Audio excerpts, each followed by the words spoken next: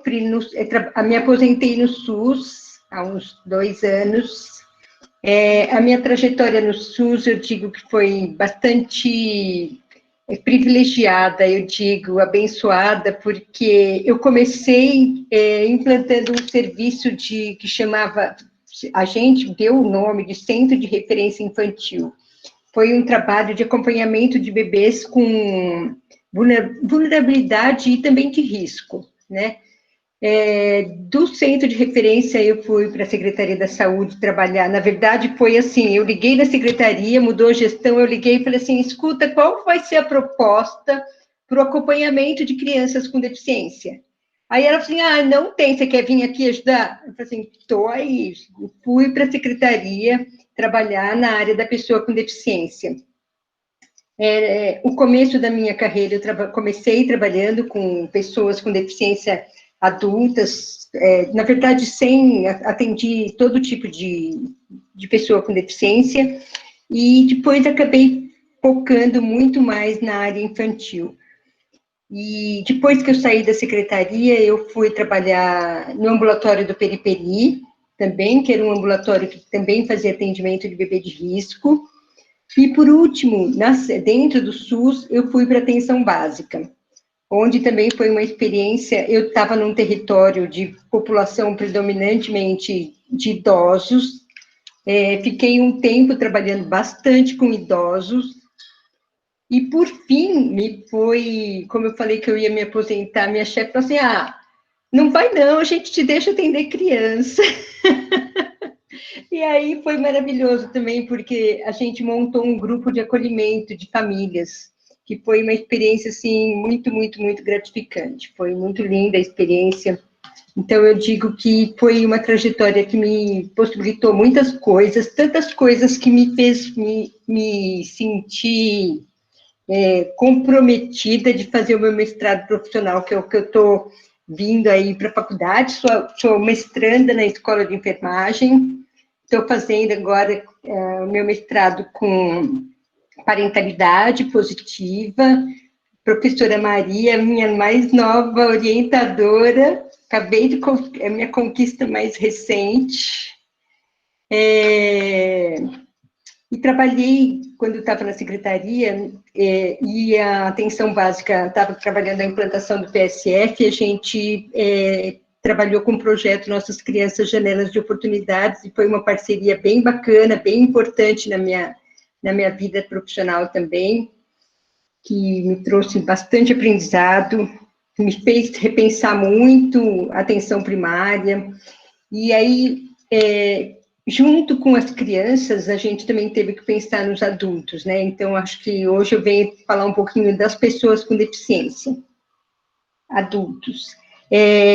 Primeira coisa, antes de começar minha fala, eu também tenho que... eu estava começando a falar e me dei conta que tem uma frase das pessoas com deficiências que é: nada sobre nós sem nós. Principalmente quando você está falando em estruturar serviços, em organização, em reivindicações sobre pessoas com deficiência, né? E por mais que a gente se pense, se considere que a gente... não, eu sou inclusivo, né? Eu tenho em mim a inclusão. Eu tenho certeza que o fato da nossa sociedade estar longe de atingir essa plataforma, né, de ser uma sociedade inclusiva, por mais que a gente se ache e acha que pode falar em nome eu, infelizmente, na minha vida, eu não tive nenhum coleguinha com deficiência grave que eu tivesse que ajudar. Na minha família, eu tive um pai que teve um AVC, que foi, na verdade, a pessoa que me motivou a ser fisioterapeuta. Meu pai, com 39 anos, teve um AVC. E eu, recentemente, já não é recentemente, mas eu tive uma perda auditiva desde bem pequena, e a minha perda auditiva foi identificada como uma deficiência progressiva, E quando eu estava na secretaria, eu perdi a audição total. Eu fiquei surda por 2 anos, então eu vivenciei a surdez por 2 anos e sou implantada. Eu tenho um implante coclear, né? Eu digo que também é um privilégio, porque esse implante coclear meu deu certo, eu consigo fazer essa reunião virtual sem precisar pedir muito socorro. Eu vou pedir, talvez, se necessário, eu peço, mas a gente ainda está bem longe das atitudes inclusivas. Eu vejo mesmo, porque, assim, é ato falho, passa, você, sem você perceber, você já foi, né? Então, a reivindicação das pessoas com deficiência faz sentido e eu acho super importante a gente lembrar sempre disso, né? Assim como o negro também tem que estar presente nas decisões que se carrega historicamente no contexto da exclusão, acho que também a pessoa com deficiência, a gente vai falar um pouquinho sobre isso. Então, é isso. Eu preparei uma apresentação que eu estou aqui num desafio enorme, gente. Para mim, só falar é bastante desafiador. Eu gosto de as pessoas. Então, eu já deixo autorizado, qualquer coisa, pode pedir a palavra, que a gente dá a pausa e vocês podem fazer perguntas, tá bom? Então, vamos lá.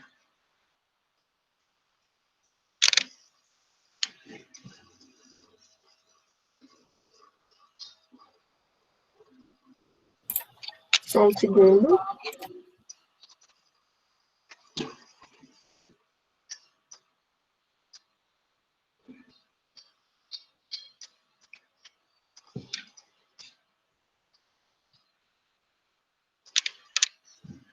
Muito bom. Tá bom para vocês? Tá bom, eu acho que tudo bem. O meu tá aparecendo mais rostinho do que a tela, mas tudo bem, eu prefiro. De vocês, tá dando para ler? Tá tudo bem? Então, vamos lá. Tá ótimo. A gente conversou um pouquinho, eu tenho certeza que essa liga vai ter muito assunto para trazer, né? E por isso que a gente, na verdade, eu escolhi a gente trazer primeiro, como primeira coisa, a questão do acolhimento, né?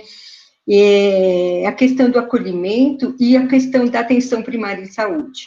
Porque a atenção primária à saúde, na verdade, não só a pessoa se apresenta para a gente, mas também é a nossa porta de entrada como o SUS se apresenta às pessoas, né? Então, é de fundamental importância a gente ter uma atitude que já mostre do que nós estamos falando, né? Que SUS é esse?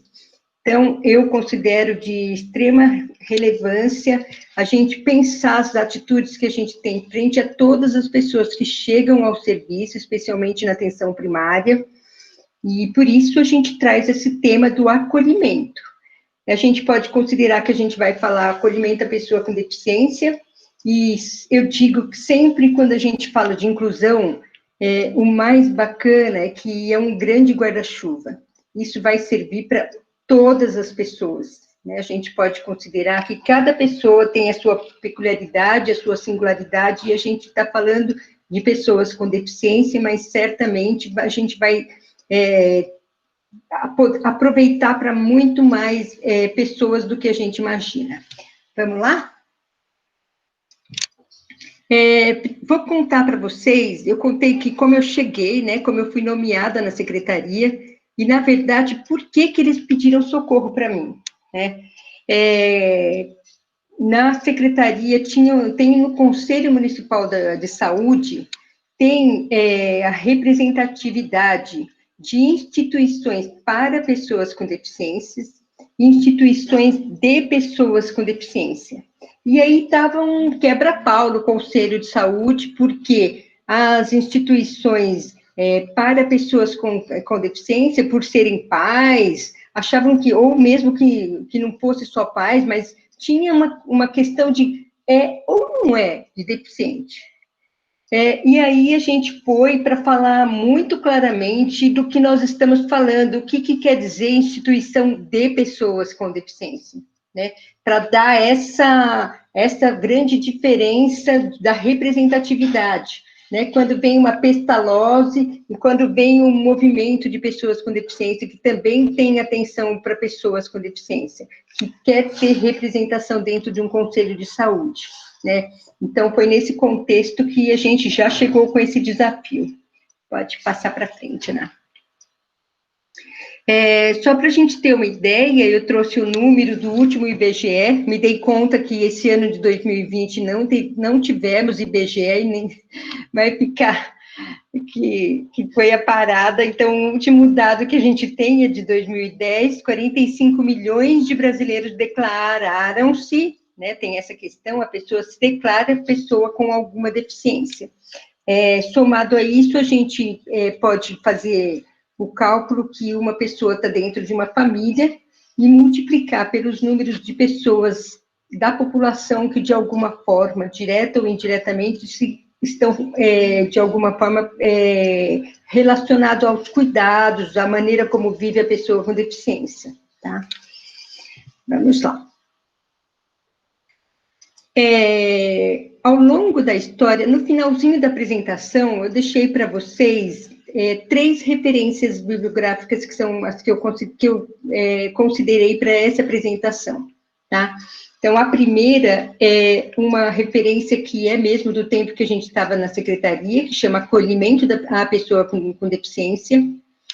O segundo é do Romeu Sasaki, que é um antropólogo super bacana, que eu recomendo fortemente que vocês vejam tudo que ele escreve.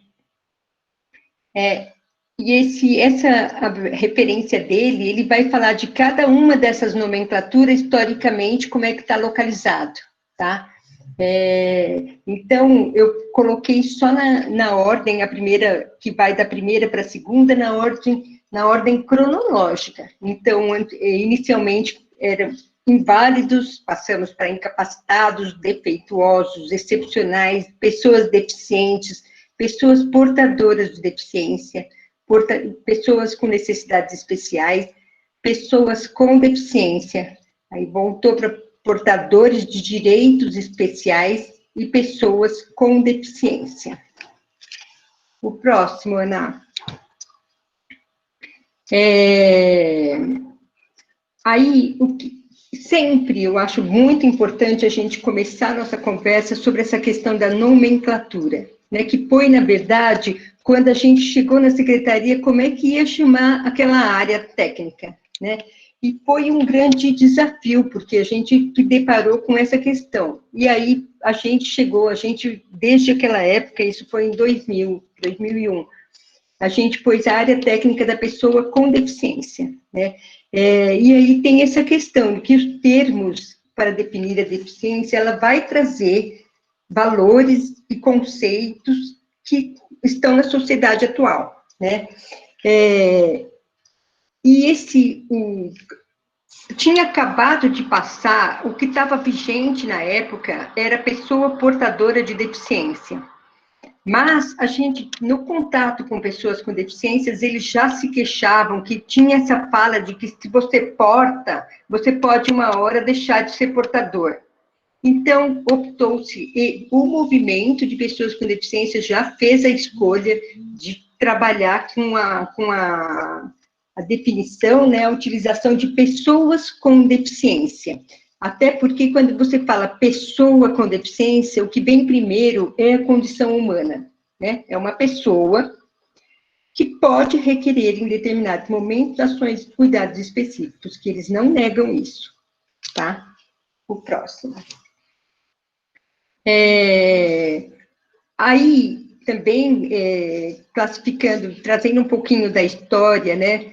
Em setembro de 2006, teve a Convenção Internacional da ONU sobre os Direitos da Pessoa com Deficiência, e essa convenção conseguiu levar para a convenção 800 pessoas com deficiências dos 5 continentes. A gente não consegue nem imaginar uma coisa dessa, né? E foi quando se decidiu pela nomenclatura, mudou a terminologia, passou a ser pessoas com deficiência, e logo em seguida, se você considerar o processo histórico, foi setembro de 2006, julho de 2008, o Brasil já, isso não é rápido, pode parecer rápido, mas Se você considerar tudo que demanda uma mudança, em julho de 2008, o Brasil já estava com decreto mudando para pessoas com deficiência. Vamos lá. Por que pessoas com deficiência, né?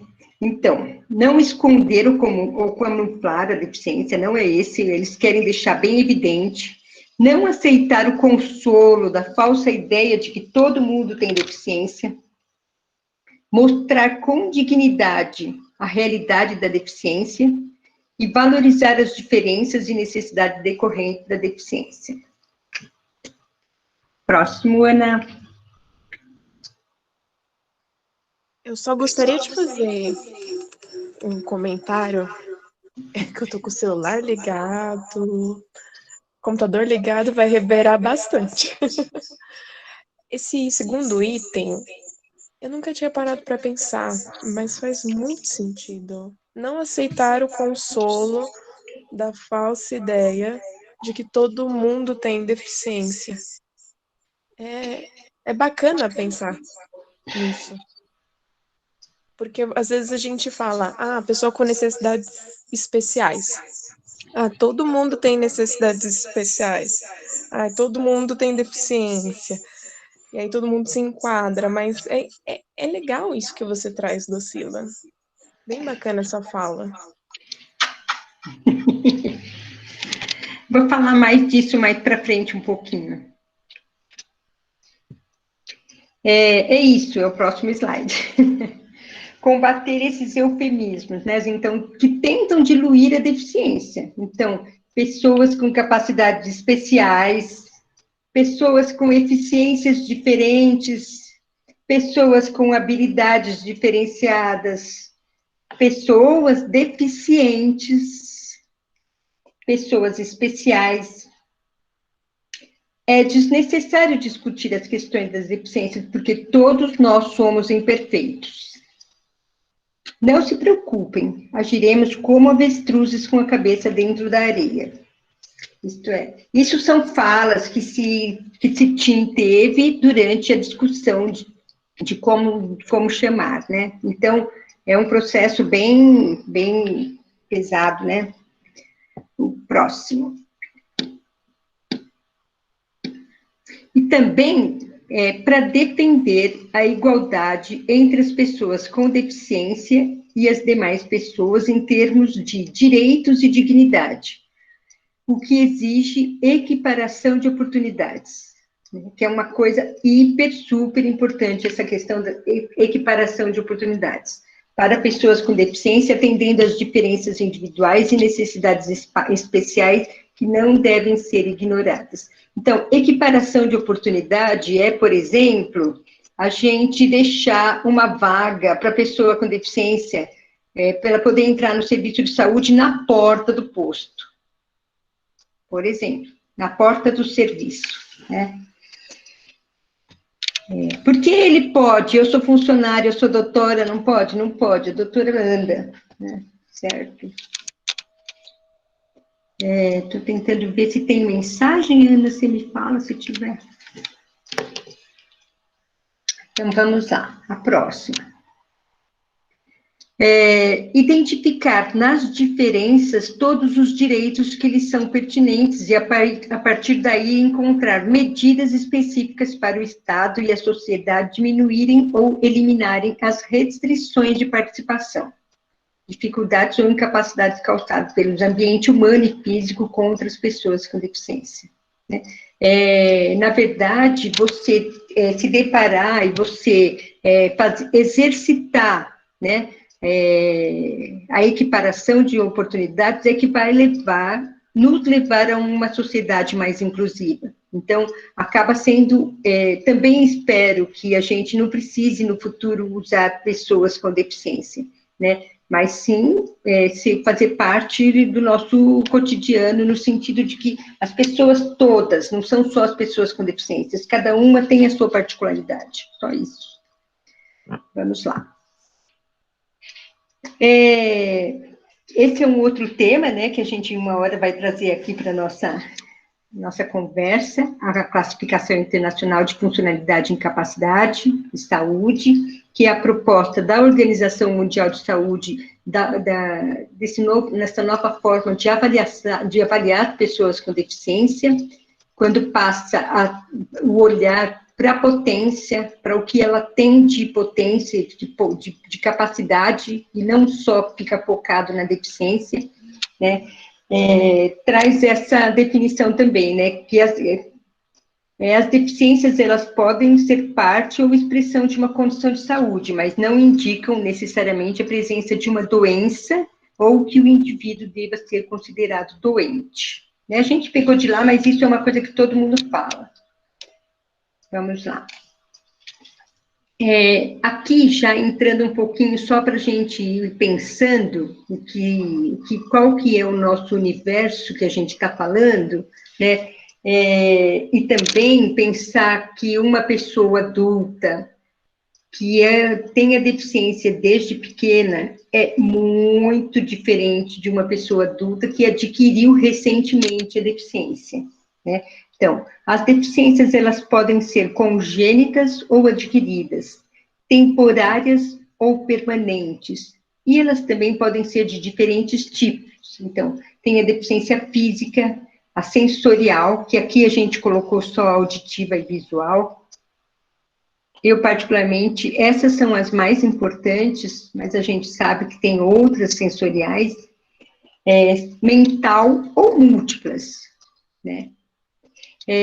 Podem ser, portanto, adquiridas por qualquer um de nós, durante nossas vidas, requerendo ações de prevenção, além do tratamento, reabilitação e fornecimento de órteses e próteses necessárias para a equiparação de oportunidades e inclusão social. Na verdade, nesse parágrafo, a gente pôs os 3 níveis de atenção, essa era a ideia, tá? Porque pode ser qualquer um, pode ser a vida toda, né? Como é que é a pessoa que tem deficiência, desde que nasceu, vai ser sempre no serviço de reabilitação, que ele vai ser a vida dele, né? Essa é uma questão importante para profissional de saúde. Vamos lá.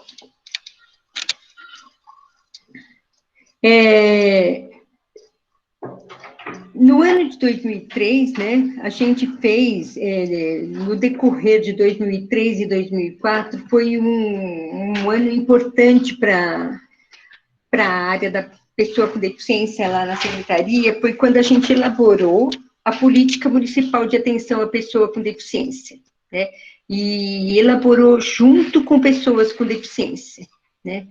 Foi um processo trabalhoso, demorado, de muitos encontros, mas que eu acho que rendeu uma coisa muito bacana, né? A partir dessa política municipal, muita coisa foi evoluindo, né?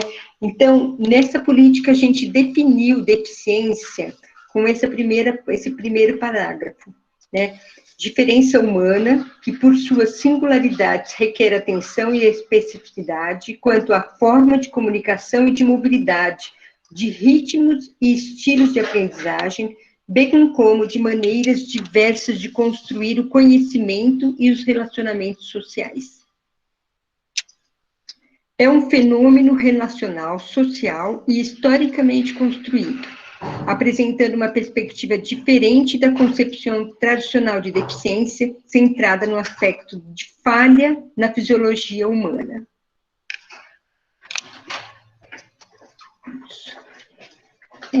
Agora a gente vai passar um pouco a olhar para a questão da deficiência no sentido de que cuidados a gente pode pensar em ter quando a gente pensa que a gente pode se deparar com uma pessoa com deficiência, né? E eu vou falar para vocês, cada vez mais, para mim, essa questão da potencialidade está ficando muito forte, né? Então, a primeira coisa que a gente tem que considerar as potencialidades dos indivíduos, buscando sempre que necessário alternativas de comunicação para promover o acesso às informações, a convivência e a participação no processo de tratamento. Eu acho que eu comecei a falar da potencialidade, eu esqueci de falar quando eu me apresentei, que atualmente eu não estou trabalhando com pessoas com deficiência. Eu trabalho só com bebês, na verdade, bem piquiticos, e trabalho com bebês que têm questões muito pequenas, que vão bem para a fisioterapia, mas para cuidados de questões muito pequenas, muito pontuais.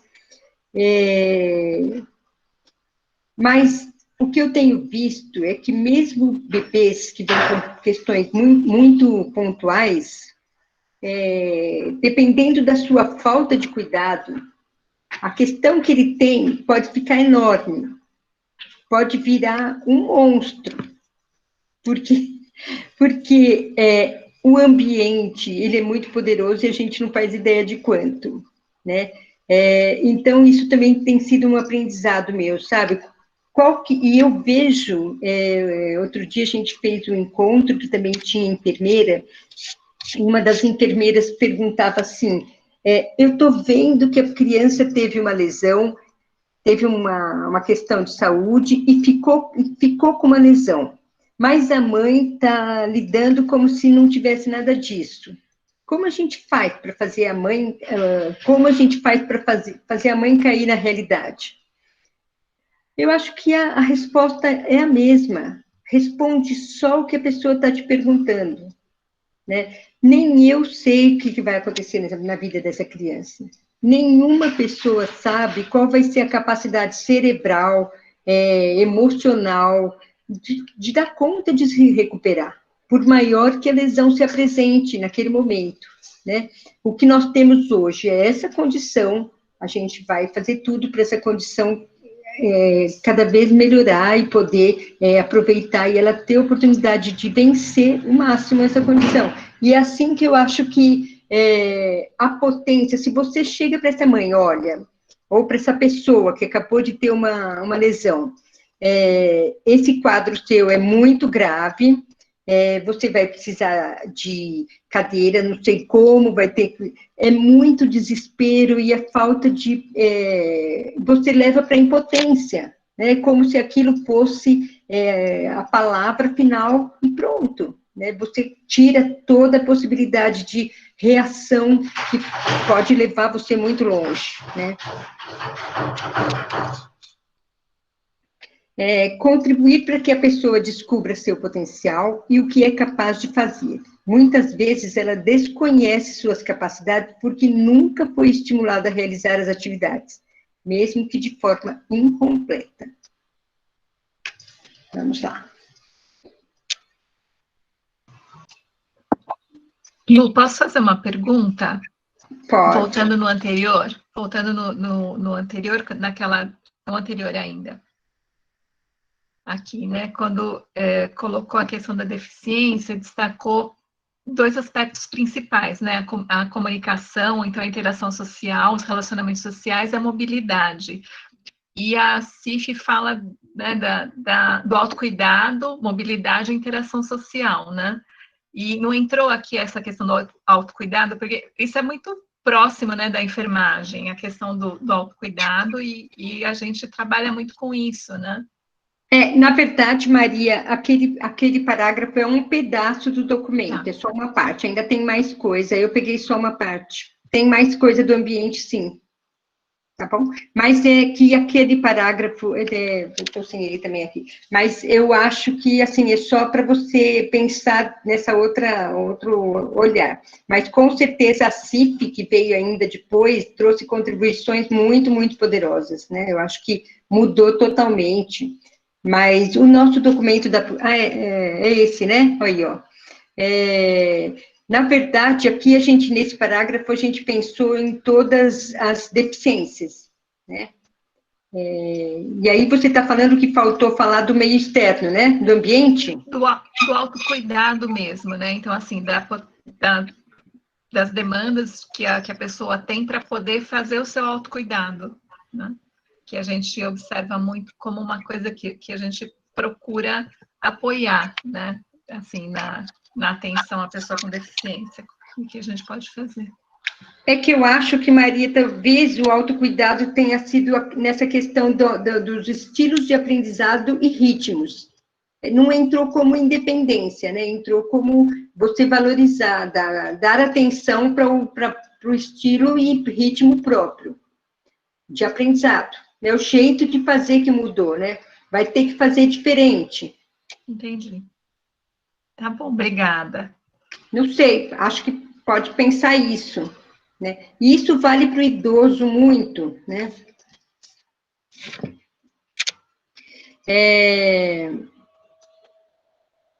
Os profissionais devem perguntar suas dúvidas diretamente à pessoa com deficiência sempre que possível. Vou contar para vocês que eu fiquei surda, fui com meu marido no médico e ele falava só com meu marido. Não tinha outra possibilidade de comunicação comigo, eu estava só surda, sabe? Nível superior, não tem outra possibilidade. Eu tinha leitura labial ótima, tenho ainda. O cara falava só com meu marido. Estimular a participação nas atividades familiares. Investigar suas rotinas. Gente, assim, eu acho bem importante a gente lembrar, isso eu vou falar mais para frente, mas que nós estamos falando da atenção primária em saúde. E na atenção primária em saúde, eu vou contar para vocês, no último serviço que eu estive, é impressionante quando chega uma pessoa com deficiência, a única coisa, a maioria das pessoas vem com falar assim, mesmo quando eu estive no acolhimento, eu vim para pedir encaminhamento do serviço especializado. Então, assim, ela tinha tudo para poder conversar sobre toda a demanda que ela podia, mas não, a cultura do serviço especializado é uma coisa super forte, mas também a gente da atenção primária, o que é que a gente oferece? Então, vamos lá. Estimular a participação nas atividades familiares, investigar sua rotina, se permanece no quarto, na cama, quando poderia estar numa cadeira na sala, por onde todos os membros da família circulam e onde são tomadas decisões. Se sai com a família e frequenta atividades na comunidade. Fora da pandemia, certo, gente? Mas, assim, como faz toda a diferença o lugar que a pessoa fica durante o dia, né? Só um parênteses para a gente se dar conta, mas vamos lá.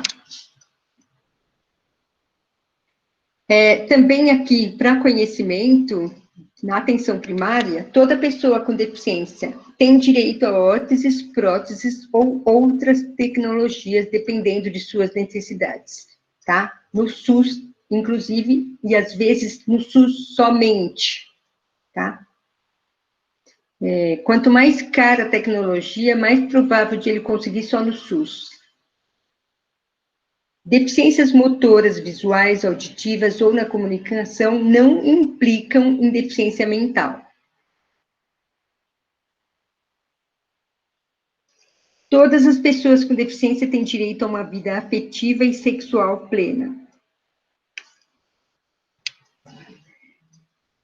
Dúvidas podem interromper na hora, tá? Constituir, incentivar rede de informações, recursos e solidariedade na comunidade para transporte das pessoas com deficiência, inclusive em relação aos transportes coletivos, inclusive para chegar no serviço de saúde. Adaptar unidades com rampa, entradas alternativas, consultórios no andar térreo, banheiros adaptados, portas com no mínimo 80 centímetros de largura. Eu estava, outro dia, lembrando que eu fui conhecer um serviço de saúde, e quando eu estava lá na secretaria, a gente estava na organização dos serviços também especializados, né, na rede integrada de reabilitação. E estava montando o serviço, e a gente foi no ambulatório, e foram mostrar a sala que eles estavam pensando em fazer o serviço especializado numa unidade que tinha sido indicada para isso. Quando a gente chegou na unidade, a sala era no primeiro andar. E a sala dos profissionais era no térreo. Assim, aí a gente teve aqui uma conversa com a equipe, né, para tentar entender qual que era a lógica dessa decisão. Mas, assim, a gente não faz ideia que tem esse tipo de coisa, é o tipo da coisa que você fala, não, a prioridade quem é, né? Então, eu já falei, né? É isso. Nossa, ficou pequeno, hein? Agora aqui tem isso aqui foi da nossa época, quando a gente estava na secretaria, muita coisa já evoluiu, mas muita coisa não fez diferença nenhuma ainda, né? Então, quais eram as reivindicações das pessoas com deficiência em relação aos serviços de saúde, né? Adequação das unidades quanto ao acesso físico e adequação da comunicação visual, tá? Visual quer dizer, tem que falar, tem placa, banheiro ali, tem que falar, aqui é o laboratório que faz exame, aqui tem que falar que aqui é vacina, tem que ter indicação visual no serviço. Adequação de mobiliário e equipamentos nas unidades de saúde, por exemplo, mesa de exame ginecológico e balança eletrônica com plataforma e rampas para pesagem com cadeira de rodas. Profissionais de reabilitação nos serviços de atenção básica.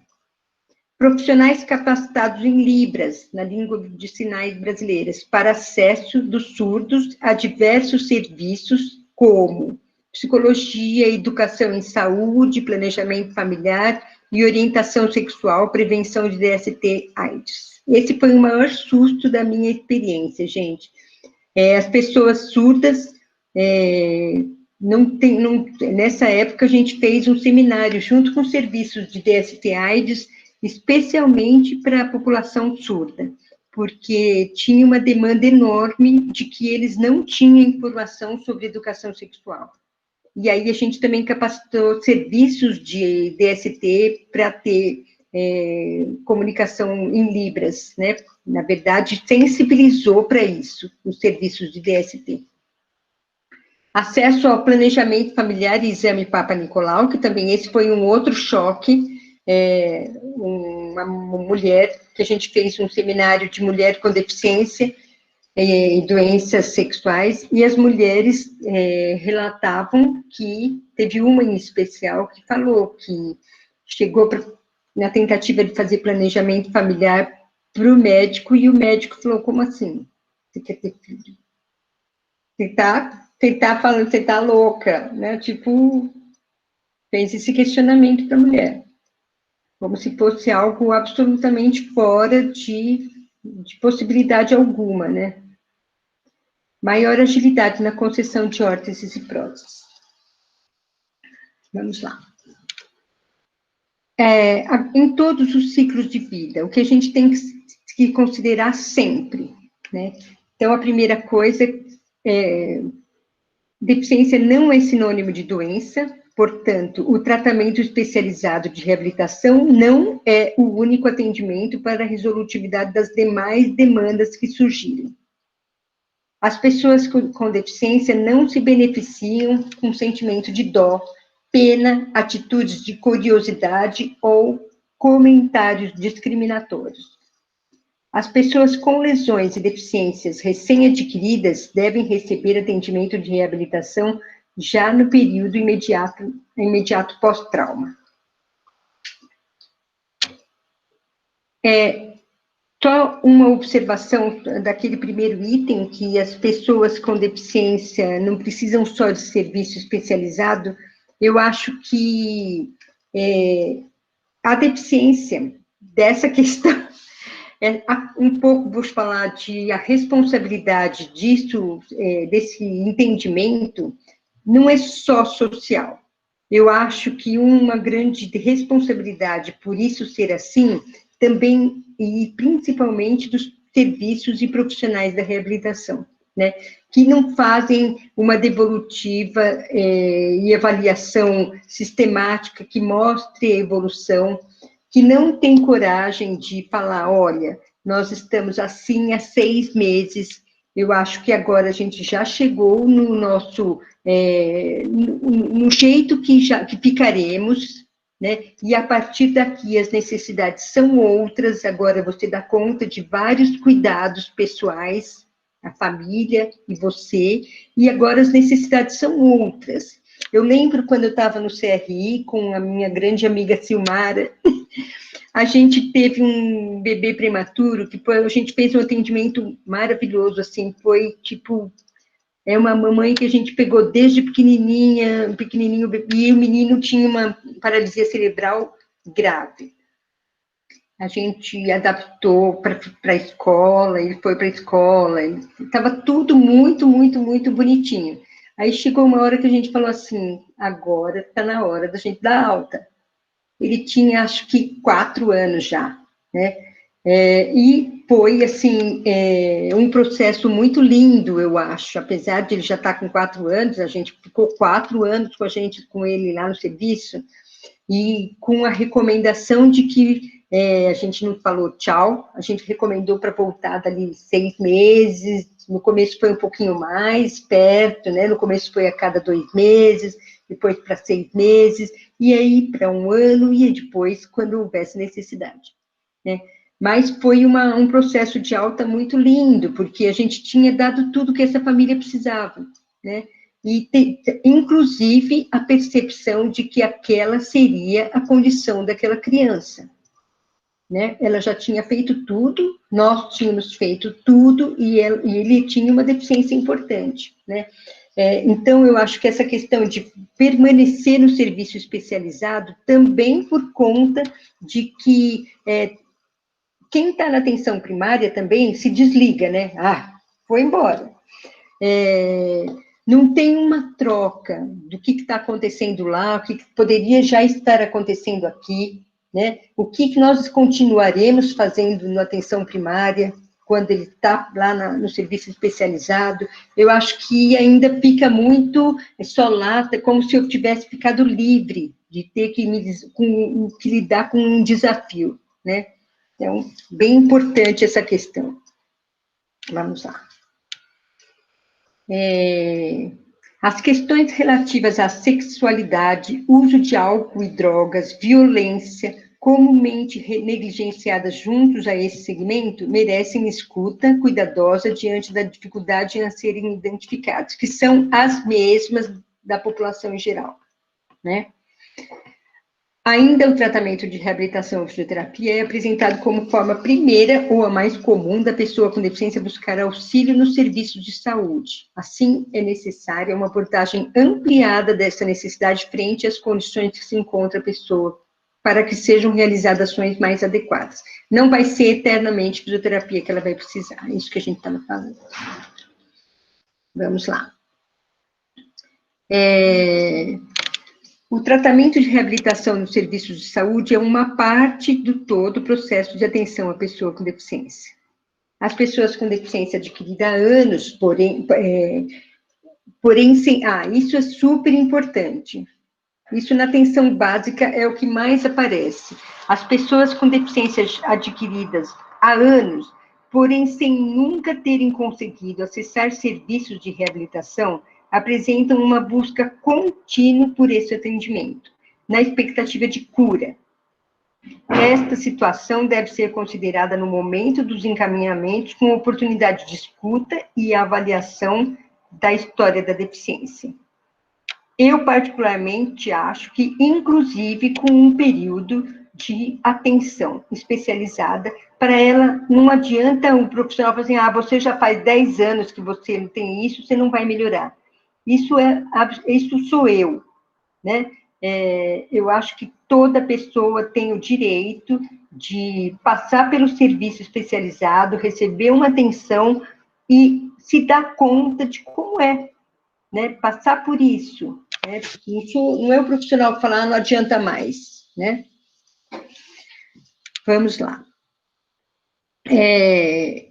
A internação das pessoas com deficiência deve ser criteriosamente avaliada e indicada apenas nas situações em que não houver nenhuma alternativa ou recurso de permanência na família. E a gente está falando, isso aqui também já mudou muito, mas a gente tinha aqueles leitos de retaguarda, ainda temos alguns, de pessoas que não têm família, não têm condições de viver e têm uma deficiência totalmente dependente, né? Então, esses a gente conseguiu esvaziar, tirar muita criança de hospital.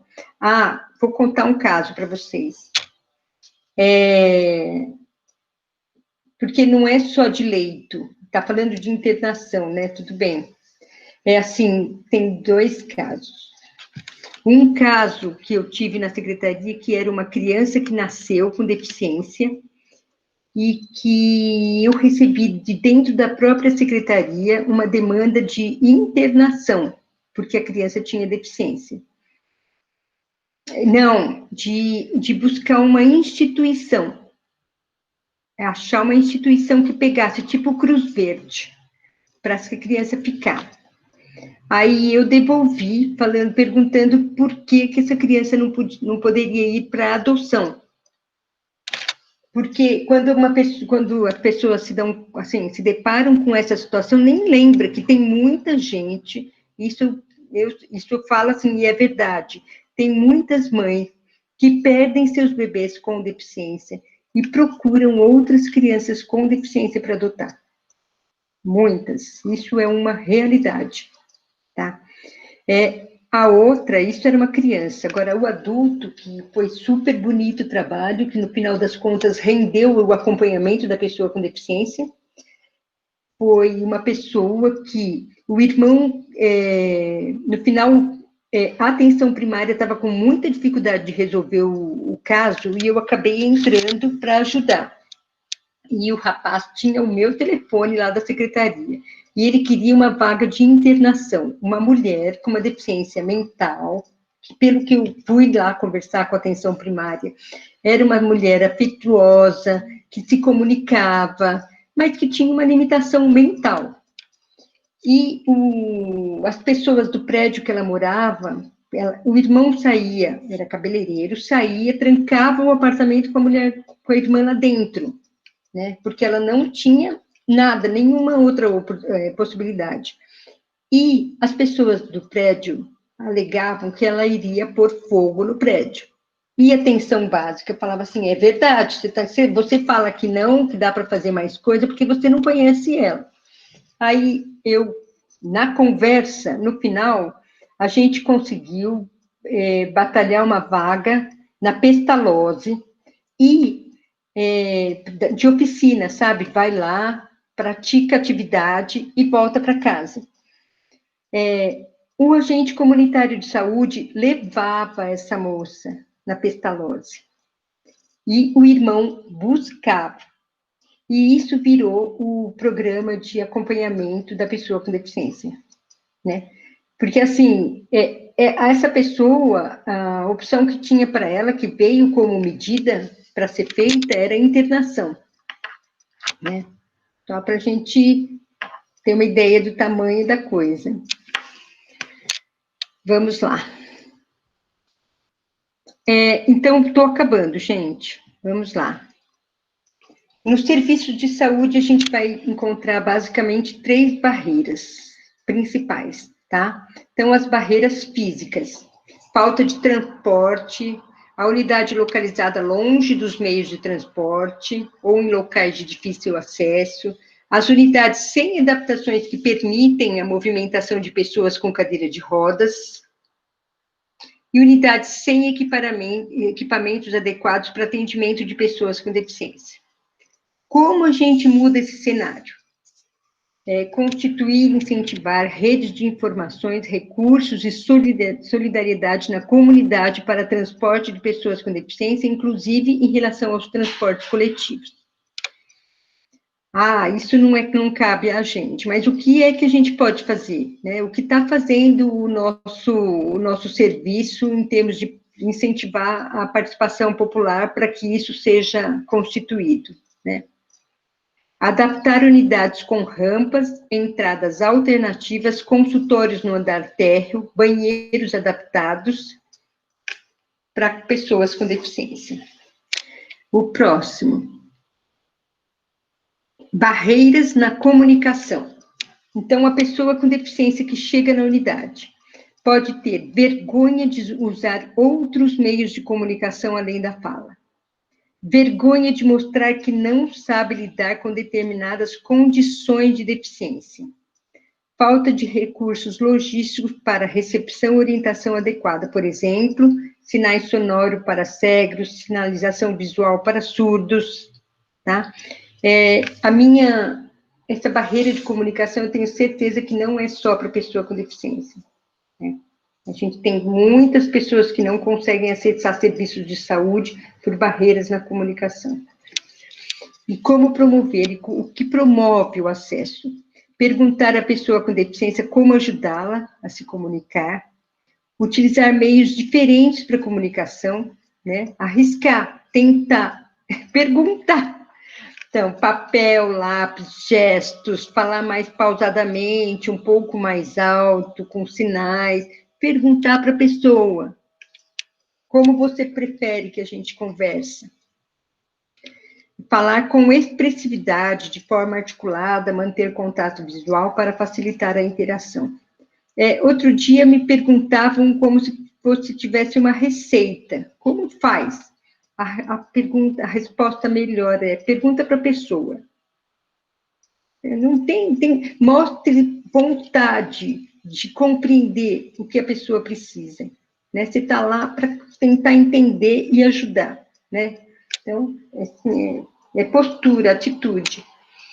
E há barreiras atitudinais, né? A concepção de que a unidade básica não tem serviços para oferecer à pessoa com deficiência. Isso já é, assim, serviço especializado, que é meu lugar. Mito de que a pessoa com deficiência só pode ser atendida por especialistas de reabilitação. Comentários, expressões de curiosidade ou julgamento sobre a aparência e outras condições da pessoa com deficiência. Relação de pena e dó. Medo de não saber o que fazer com a condição da pessoa com deficiência. Assim, a gente tem que considerar que, dependendo da deficiência, também causa no outro um imobilismo, né, um certo desespero, mas eu acho que você se dá conta disso, você também pedir ajuda. E lá no meu serviço aqui na atenção básica, várias vezes as pessoas me chamavam na minha sala para ajudar lá na recepção. Estou com uma pessoa que eu não consigo falar com ela. Você pode me ajudar? Posso. Não precisa ser a pessoa que está lá na linha de frente, no balcão. Mas ela tem que saber que ela tem pessoas que ela pode contar. E isso tem que ficar claro no serviço, né? O que promove o acesso? Oferecer informações e oportunidades para que as pessoas com deficiência participem das ações na atenção básica. Reconhecer que a pessoa também necessita de outros atendimentos em saúde, além da reabilitação. Reconhecer que a deficiência é uma condição de diferença humana e que a pessoa tem potencialidades.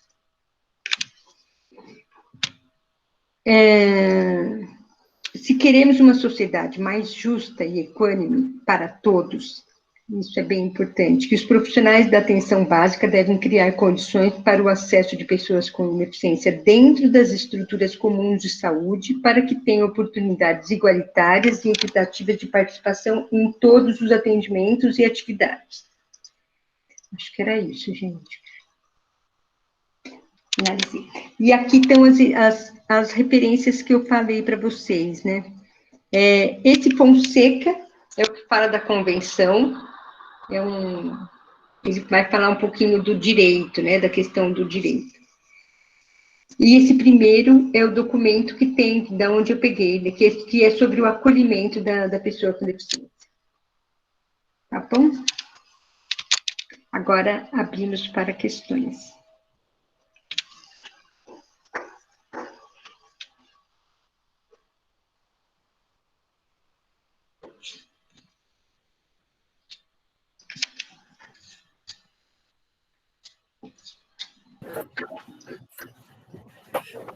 Bom, enquanto o pessoal talvez vai escrevendo as perguntas no chat, Eu já gostaria de agradecer desde já, professora Lucila, por toda essa explanação maravilhosa e rica. Alguns pontos realmente me chamaram a atenção, assim, que eu nunca tinha parado para pensar, né? E ainda tendo uma pessoa com deficiência em casa, eu ainda cometia alguns equívocos, né? Alguns enganos com relação a formas de cuidado, como oferecer cuidado, estimulações, como conversar, né, com o Martim, que é meu irmão com deficiência. A aula foi riquíssima, principalmente na questão de como seremos seres sociais, ainda mais comunicativos na nossa questão de apoio, de acolhimento, de assistência, como futuros enfermeiros na área da saúde, como é importante essa fala inclusiva, como é importante termos um atendimento mais inclusivo e basicamente tudo vem com a forma como a gente conversa com essa pessoa e como a gente se apresenta e faz um vínculo com essa pessoa. Como já ter um posicionamento inclusivo com relação a isso já faz toda a diferença no processo de cuidado, né, com essa criança. E, claro, tem aquela questão que a gente tem que defender o ambiente em que essa pessoa possa estar oferecendo, aonde essa pessoa se encontra, ela tem acesso a esse ambiente de saúde, como ela faz para chegar neste ambiente de saúde, este ambiente está preparado para recepcionar essa pessoa, como a gente faz para conseguir que ele esteja preparado, temos que defender, é assim que a gente também auxilia na defesa dessas pessoas com deficiência, né, garantindo que elas tenham acesso de qualidade, tratamento efetivo e assistência efetiva. Então, é riquíssimo pensar que às vezes a gente se para e se questiona, então quer dizer que para eu estar capacitado para atender uma pessoa com deficiência, eu tenho que saber Libras. Não, Libras é um pequeno ponto dentre os 100 mil que a gente tem que estar se adequando, né, e se capacitando ainda na graduação. Existe ainda muito mais a ser lutado, a ser buscado por nós, para as pessoas com deficiência. Então, nossa, foi grandiosa essa aula, maravilhosa. Obrigada, linda. Acho que vamos ouvir mais gente e depois eu vou falando mais coisas. Obrigada. Pessoal, comentem. Fiquem à vontade. O espaço é nosso. A Áurea pediu a palavra, não foi? Olá. Vocês estão Michele também? Sim, estamos ouvindo. Eu gostaria de parabenizar a Lucila, fez muito sentido para mim ouvir. No ano no sentido, né, no que eu venho, né, enquanto enfermeira, né, no ano de 2018, 2018, eu desenvolvi um projeto de extensão que, a princípio, eu não tinha muito...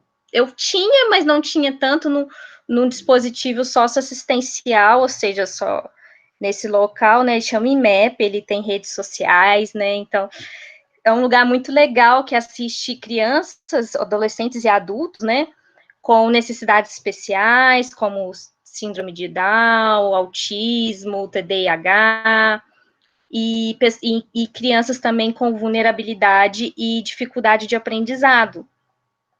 E fez muito sentido ouvi-la falando das questões sexuais, né, porque a gente se espanta, né, e muito deles, né, por a gente ser enfermeira, né, eu levava alunos, eles vinham com essa demanda e as minhas alunas ficavam, mas professora, e o que a gente faz? Falei, você orienta, e se a pessoa não tem a noção de entendimento, a gente comunica com o responsável.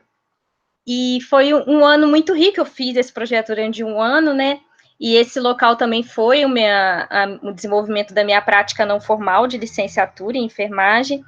E assim, que bom que a gente tem, né, aqui na Universidade de São Paulo. Eu vou divulgar o nome aqui.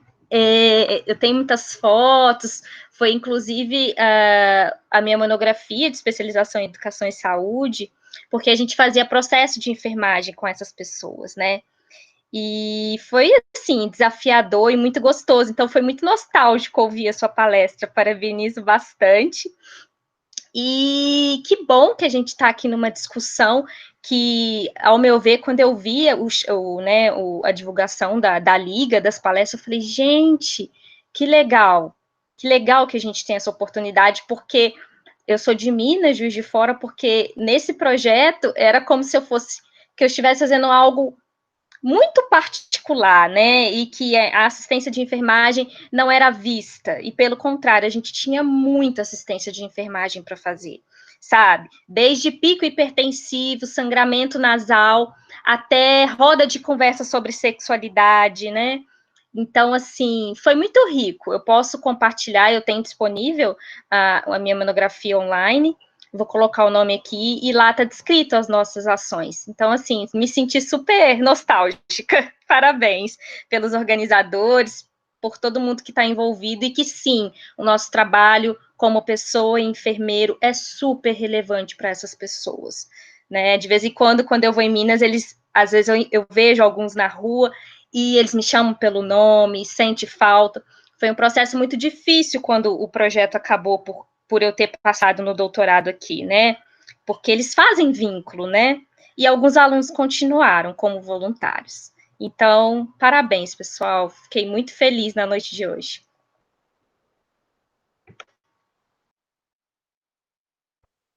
Eu também queria falar, parabenizar o pessoal da Liga, né, a Maria e a Lucila pela apresentação.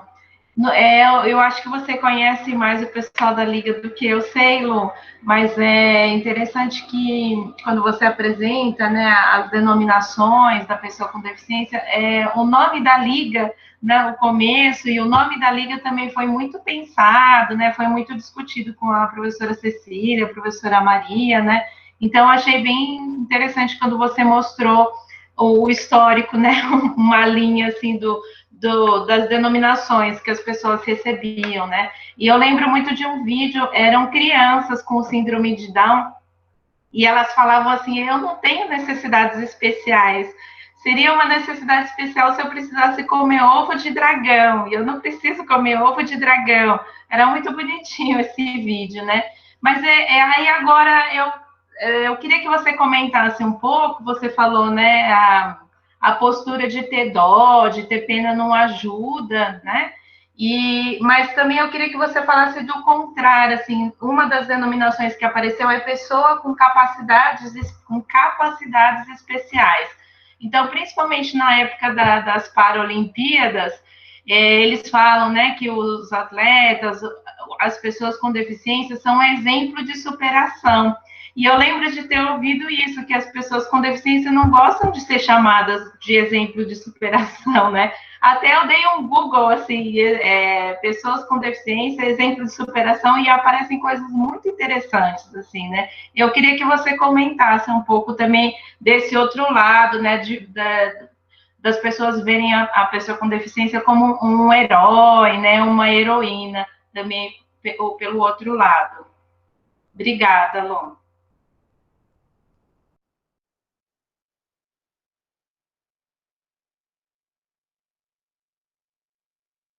Perfeito, capacitismo, captou. Que a gente conversou na terça, hoje é quarta, na segunda, sobre capacitismo, Áurea, por isso que a gente está colocando aqui. Eu que sou nova na Liga, vocês já conversaram.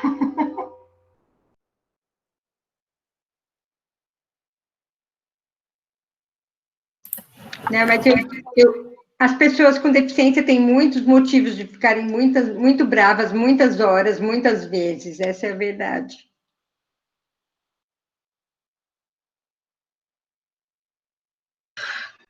Parece que é uma questão assim, né, que você é uma outra forma de lidar com o estranhamento, né? Então, assim, você tem que demonstrar que pena, que coitadinho, que não, né? Ou então, olha, mas como ele é maravilhoso, olha como ele consegue, né? Então, a gente não consegue olhar para o outro e ver o que a gente tem de igual, né? Que acho que é isso que a Lucila está falando o tempo todo, né? A questão da potência de cada um, né? Então, assim, o que ele tem para contribuir no trabalho, né? Então, quando a gente fala assim, olha, a questão das pessoas terem oportunidade de, por exemplo, numa seleção de trabalho, participarem da seleção, né?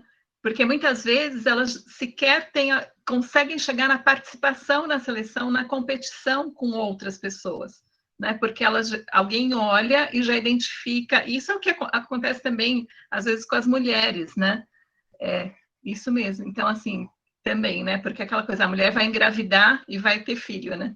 Então, imagina para uma mulher que tem deficiência, né? Então, a gente tem aí homens e mulheres com deficiência sofrem preconceitos, né? E têm dificuldades para estarem na sociedade, e as mulheres ainda mais, porque, né, a gente já tem essa condição de ser considerada menor, né, aí na hierarquia de valores.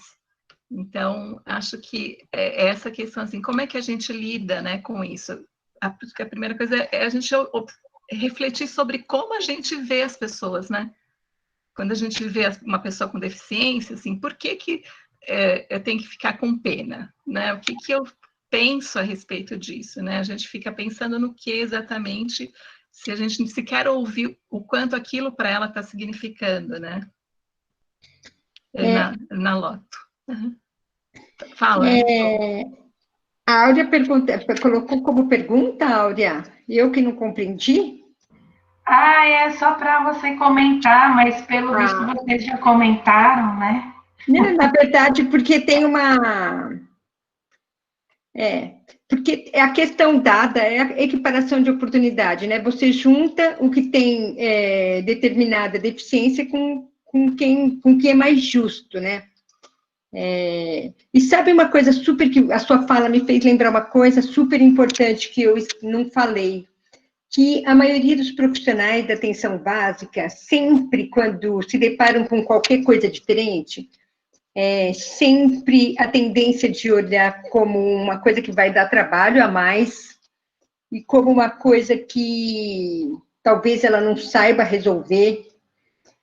E dentro do grupo das pessoas com deficiência, gente, tem tanta coisa linda de oportunidade de poder fazer. Por exemplo, eles têm uma ação, isso porque também tem grupos, né, de pessoas com deficiências que fazem determinados tipos de ações, né? Eles fazem uma coisa que se chama aconselhamento de pares, que é, na verdade, uma das coisas mais bonitas que, na verdade, isso se ampliou para muitas áreas de ação de pessoas com vários tipos de questões, né?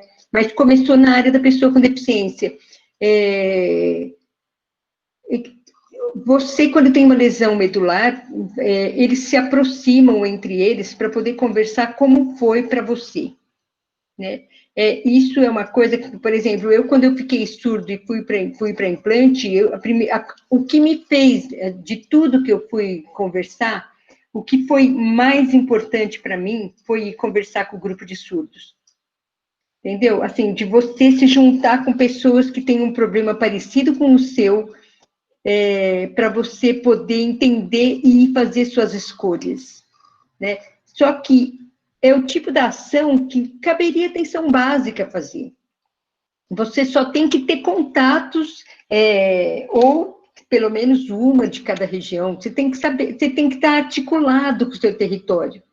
Nada mais do que isso para pôr as pessoas que precisam se conversar para se conversarem. Só isso, né? Não necessariamente isso não vai ser você que vai fazer a ação, né?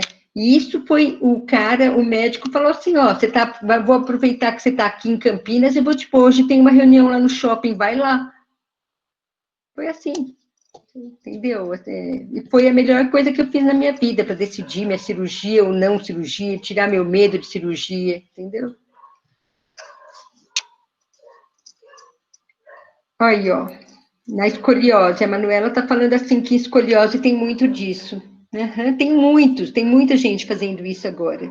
E que é assim, o profissional, na verdade, não tem tanto conhecimento como quem tem que usar o colete todo dia, quem tem que fazer adaptações todo dia. Como é que você faz? Que nozinho que você dá Quem sabe isso é quem usa, né?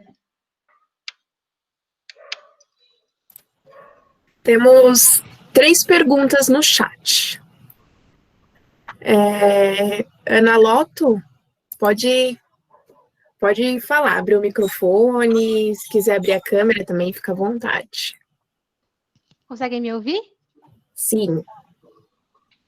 Falaram de Paralimpíadas e eu queria comentar uma experiência que eu tive quando teve aqui no Rio de Janeiro, faz uns aninhos já. Mas eu lembro que a minha irmã veio com essa proposta para mim, ela falou assim, vamos lá ver as Paralimpíadas no Rio. Eu falei, você tá louca, né? Muito caro. Ela falou, não, a gente vai ficar num hostel, vamos ver os ingressos. A gente começou a ver, a gente comprou o show de encerramento por R$50 na véspera, para ver as competições mesmo, coisa de R$10, R$20. E eu falava, não é possível, deve estar errado isso aí, né? Porque eu lembro que meus amigos viam para as Olimpíadas, era coisa de R$1.000 um ingresso de futebol. Aí eu fiquei pensando, falei, não, então deve ser em outro lugar, deve ser menor o tempo, não sei. Igualzinho, mesma coisa, idêntico. Mesmo estágio, mesma arena, mesmo tudo, fogos, gente famosa cantando, igual. Mas ninguém divulga, não tem propaganda, eu nem lembrava que ia ter Paralimpíadas quando ela veio falar comigo. Aí eu fiquei, caraca, eu fiquei com isso na cabeça, né? É curioso, não positivamente, mas é curioso de tentar entender o porquê essa diferença é tão grande. E eu não preciso nem dizer que foi incrível, né? Foi uma experiência maravilhosa.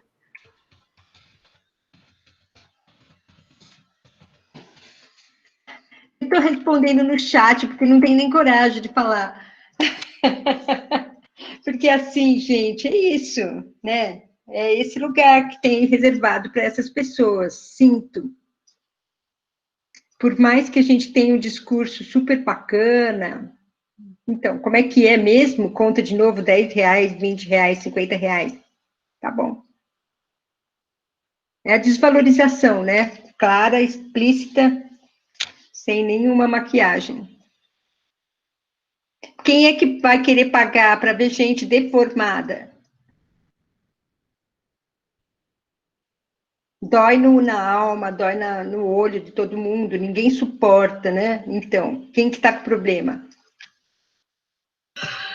E a gente vive numa sociedade que valoriza extremamente, né, uma perfeição física. Então, assim, desde que eu me entendo por criança, que eu adorava ir na banca de revista, né, para ver coisas e revista em quadrinho e que palavra cruzada, não sei o quê, e as capas de revista são as mesmas, né? De como a gente fica perfeito, mais bonito, cabelo X, né, barriga Y, e tarará, enfim. E aí né, o ser humano real não cabe, mas vamos ouvir, tem mais perguntas aqui. Muito boa agora, essa fala, Ana. Muito boa mesmo, Ana. Muito obrigada por compartilhar, porque eu passei pela mesma experiência também. Tive a mesma indignação na época das Olimpíadas, e que pena que não tem uma valorização, né, de um país que sempre está em primeiro no pódio, né, das Paralimpíadas, né? O Brasil, ele é referência, por mais que o esporte não seja ainda inclusivo o suficiente para as pessoas com deficiência, por mais que muitas pessoas com deficiência, com muitas capacidades e potencialidades para o esporte não tenham acesso porque o nosso país não estrutura isso de forma adequada, nós somos os primeiros no pódio das Paralimpíadas, mas infelizmente a gente não reconhece isso, né? E temos muito que lutar ainda. Michele, por gentileza. Gente, é muito duro, né? E é duro, principalmente quando... Eu lembro que quando eu estava nesse projeto, a gente, pelo menos uma vez na semana, a gente levava os assistidos, né, para uma quadra, a quadra era cedida num colégio lá em Juiz de Fora, de classe média alta, e muitos deles, né, super carinhosos, e eles ficavam disputando para ir de mão dada com a gente, né, e era um percurso, assim, digamos, de 500 metros, e nesse percurso me doía muito, gente, mas muito mesmo, ver que algumas pessoas olhavam, assim, com estranhamento, sabe, porque a gente ia meio que um grupinho, né, grande, de 10, 15 pessoas, e as pessoas olhavam assim com, sabe, dói porque, assim, primeiro porque você conhece, né, e o quanto que ainda isso ainda é tabu, né, assim, tabu, digamos que eu falo de inclusão, mas eu não incorporo a inclusão no meu dia a dia, né, e o quão distante ainda essas pessoas estão do nosso cotidiano, né? Do meu cotidiano, não, mas das outras pessoas que acham isso estranho, né? Pessoas com síndrome de Down, com autismo, com alguma deficiência, tá jogando bola, praticando exercício físico, né? Infelizmente, ainda há esse estranhamento. Mas o que eu queria perguntar para a Lucília é que durante esse período, né, enquanto enfermeira e enquanto alunos de graduação, a gente teve muitas demandas relacionadas à sexualidade, né, de assuntos como perder a virgindade, de querer ser mãe, né, de várias pessoas, né, por exemplo, uma mocinha com síndrome de Down, ela namorava um dos frequentadores do IMEP, né, deste instituto, e eles namoravam já durante 2 anos e eles eram noivos, né, teve festa e tudo, um relacionamento bem bacana. E ela sempre falava com a gente que queria ser mãe, e eu senti um despreparo em relação à minha formação, de como abordar isso. Eu incentivo, eu já coloco de cara que não é possível, e assim, eu ficava muito pisando em ovos enquanto profissional, e sempre levava a demanda para as psicólogas e pedagogas e a assistente social, porque realmente era algo muito recorrente, e realmente me pegava pelo pé, assim, porque eu não sabia o que fazia, entendeu? Eu queria saber se você teve essa experiência e como que seria o mais adequado reagir, assim, enquanto profissional. Oi, Michele. Então, a gente não dá conta de acompanhar todas as questões e nem sei se a gente daria conta de ter o envolvimento necessário para essa questão, por exemplo. Uhum. O que eu sei é que a criança com síndrome de Down, os pais de crianças com síndrome de Down, são os pais mais ativistas e mobilizados que nós temos na nossa sociedade. Então, assim, certamente tem inúmeras, e no Rio, especialmente, tem inúmeras associações de pais de crianças com síndrome de Down que são, assim, belíssimas. Fazem coisas... Não, eles são super engajados. Eu não teria dúvida. Você tentou se aproximar de algum casal que já tem jovens com síndrome de Down? Sabe? Provocar aproximação com quem entende do assunto. Pais de crianças com síndrome de Down. A gente pode até ajudar na busca, entendeu? Vamos na busca. A mãe dela é até psicóloga, e ela era muito ativa, participava, aí a gente compartilhou, a coordenadora do instituto, e a gente expôs, né, e ela falou, não, ela fala para mim também, porque ela tinha um ideário, assim, né, o maior sonho da vida dela, ela tem a minha idade, inclusive, 31 anos, e não porque eu quero casar, você não quer casar, Michele, você vai estudar o resto da vida. Ela é uma pessoa assim, ela escreve, ela lê. Então, assim, a gente morro de saudades dela. Ela tem Facebook, ela tem WhatsApp.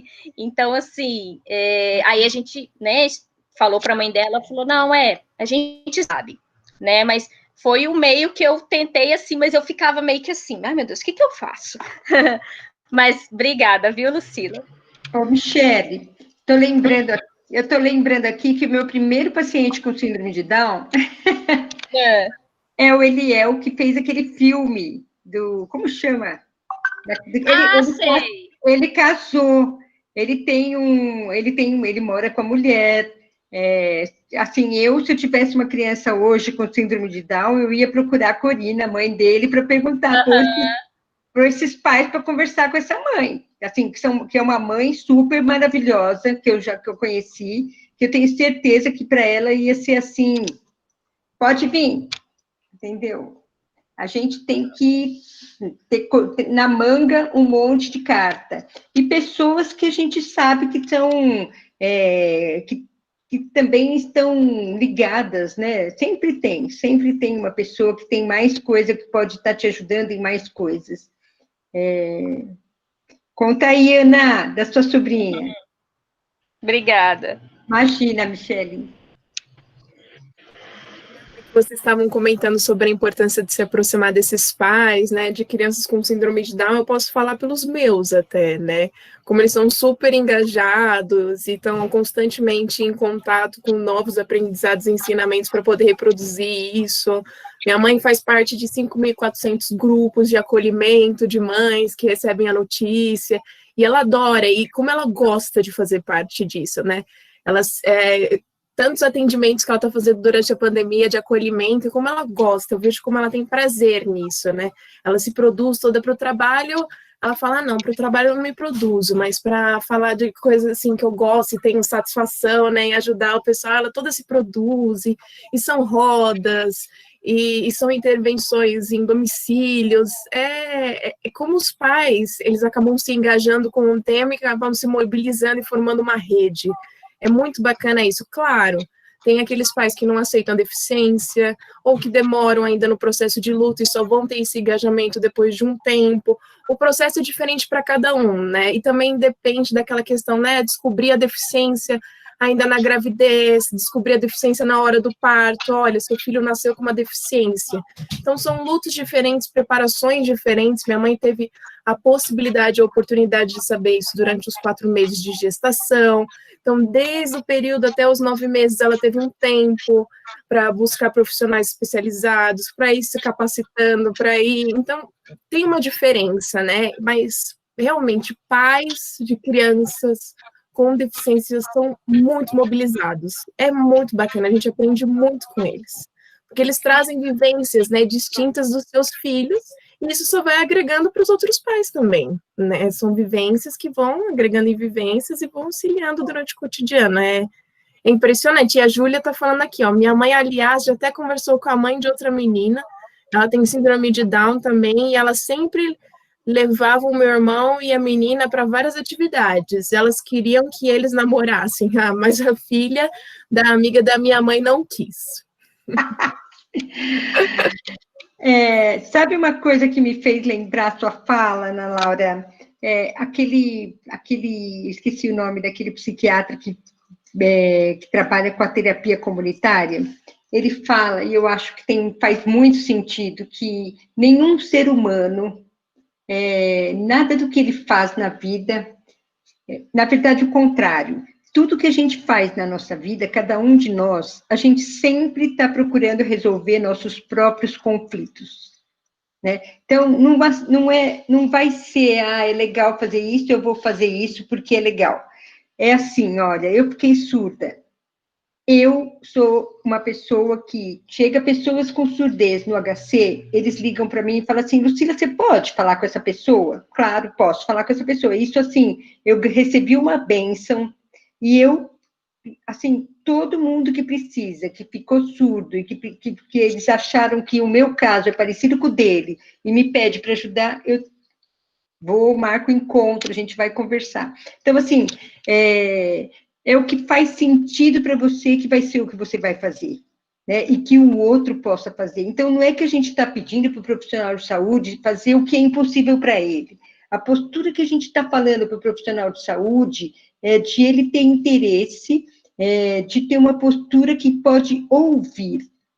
Só isso, né? E pode perceber que aquela pessoa tem as suas características, que podem não ser as mesmas que as suas, mas tem, talvez, valores que ela nem imagina, né? Então, assim, é só isso, né? E ter uma abertura para tentar identificar necessidades, como de qualquer outra pessoa. Não é assim que a gente lida com todos que chegam no nosso serviço? Assim, o que a gente está falando da pessoa com deficiência é exatamente a mesma coisa. O que é que eu posso pensar de alguma forma que pode ser bom para você, né? E o outro vai falar e eu vou ouvir e pensar.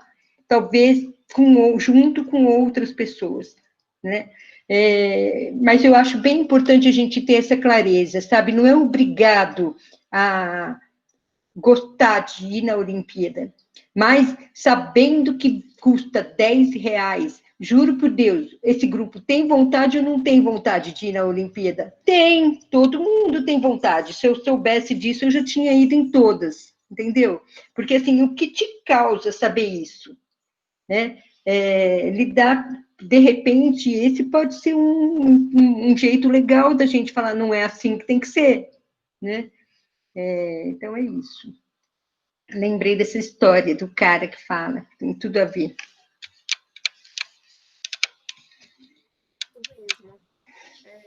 Júlia ou Sofia? Quem gostaria de dizer primeiro? A Sô deu a fala para a Júlia, então se você quiser. Oi, obrigada, Sofia. Boa noite.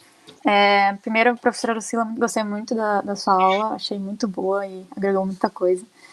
E eu queria falar assim, duas coisas. Uma que a fala da professora me lembrou. No primeiro semestre, na matéria de Sociologia, a gente tinha que ler um texto sobre... Era uma tese lá sobre surdez. Não, esse eu li a parte, enfim. Mas era um doutorado lá, uma pesquisa que uma mulher fez sobre surdez e ela analisou grupos de pessoas surdas. Tipo, ela era lá no sul e ela foi ver esses grupos de pessoas surdas, né? E ela escreveu várias coisas interessantes, né? Como nesses grupos as pessoas se entendiam ali, e como a vivência delas agregava elas ali, né? E ela falou que, assim, tipo, era tudo na maior naturalidade, né? Porque, por exemplo, nessa coisa do capacitismo, né? A gente já fica, talvez, ai, nossa, ai, meu Deus, tadinho. E lá não, como um grupo, assim, de amigos, assim. Era uma associação bem grande e tal. E ela falava como que era a vivência nesse grupo, né? E como tudo lá era natural entre eles e tal, não tinha essa coisa capacitista, né? Da gente querer ficar, oh meu Deus, tadinho e tal. E, e agora, a segunda coisa, linkando com isso, seria a coisa dos pais, né? Como realmente a gente procura pessoas que têm essa mesma vivência, né? Ainda mais com a deficiência. Meus pais também, assim como os pais da Ana, a minha mãe é super, super engajada, assim. Só que eu acho que o diferente, talvez, seria a época, porque a minha mãe, ela descobriu na hora do parto, de uma maneira, acho que muito errada hoje. O médico não deixou nem minha mãe pegar meu irmão, e ele chegou para ela assim e falou que tinha que contar um negócio para ela. Enfim, foi um jeito bem ruim, eu acho, né, de falar. E quando eu fiz meu TCC no meu curso técnico, eu fiz um software para crianças com síndrome de Down, né? E para isso eu fui entrevistar algumas mães da escola onde meu irmão estuda, né, que é só para crianças com síndrome de Down. E muitas das mães, ainda mais com filhos na faixa dos 25, 30 anos, assim, falaram que também foi assim que elas receberam a notícia. Que foi assim que elas souberam, né, na hora, e muitas vezes elas não estavam com os filhos dela.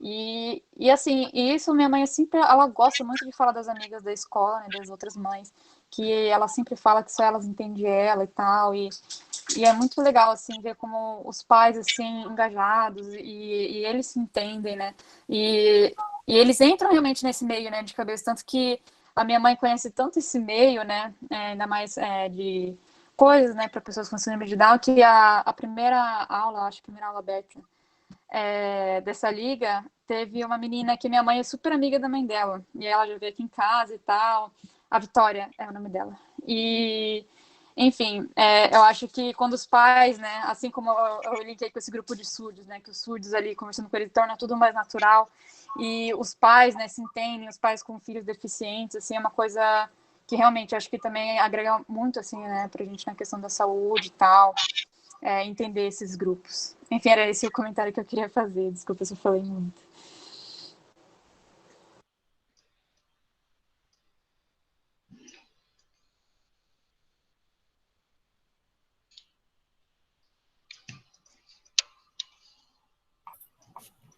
Ela cortou a fala?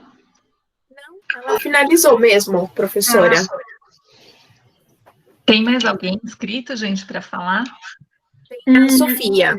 Então, Aí depois pode ser você, Pro. Obrigada. Eu quero falar só mais um caso que eu lembrei. Essa história a Júlia falou super rápido, eu tive que fazer um super exercício, mas acho que eu ouvi um tanto. Porque, olha só, ela fala super rápido, sem câmera, sem um boca para eu ler, põe o exercício. Obrigada. Mas eu ouvi uma parte. Mas me fez lembrar uma história. Não exatamente por conta da sua história, mas por conta do serviço, né? Dessa coisa dos médicos, dos profissionais, como lidam com essas questões. Quando eu estava lá naquele serviço que eu falei, o meu primeiro serviço, que é o Centro de Referência Infantil, a gente recebia a ficha dos bebês antes de começar a atender. Aí veio uma criança com uma ficha que o bebê tinha anencefalia, né? Com risco de morrer a qualquer momento. Veio escrito na ficha de encaminhamento. E aí, quando a gente foi discutir no grupo, na equipe, quem poderia, porque a gente atendia em dupla, né? E sempre dependendo da necessidade. Então, quando chegava, dependendo do que chegasse, a gente montava a dupla. E nesse dia, para essa criança, a equipe discutiu que estava indo para a discussão de que se ele pode morrer, ele vai ter parada cardíaca. Aqui no serviço, o serviço não tem como atender uma criança que tem uma parada cardíaca. Aí eu virei e falei assim, na reunião, eu perguntei, mas os pais têm? Né? Porque assim, não tá de alta, não está na casa da criança, a mãe não está tendo que lidar com essa condição o tempo todo. Aí eu falei assim, eu atendo essa criança. Eu falei, se alguém mais estiver comigo, eu atendo. E aí uma psicóloga topou atender comigo. E eu vou contar para vocês, foi um dos atendimentos, eu escrevi até como, assim, homenagem, sabe, assim, um dos atendimentos mais bonitos que eu tive na minha vida. Porque, assim, os pais puderam ser bons pais para esse bebê, eles puderam trabalhar a questão de mostrar que eles conheciam, percebiam sinais do bebê, mesmo o bebê nessa condição. Eles eram capazes de cuidar do bebê, mesmo nessa condição. E eles foram capazes de se preparar para a perda desse bebê, mesmo nessa condição. E o bebê, quando morreu, eles voltaram no serviço para nos agradecer tudo que a gente tinha feito e saíram fortalecidos para ter o próximo bebê. Então, assim, nessa situação, o serviço de saúde não precisava ser serviço especializado, só para gente, que nós não fazíamos, a gente não fazia, eu pegava muito pouquinho no bebê, falava as posturas que eu achava bacana para ele, a gente lia o bebê junto com esses pais e conversava sobre como estava sendo cuidar desse bebê. Então, assim, e como isso fez muita diferença na vida desse casal, né? Assim, é um caso que eu sempre lembro para mim como assim, né? Às vezes a gente acha que é demais, mas o demais às vezes é tão pouquinho, não é?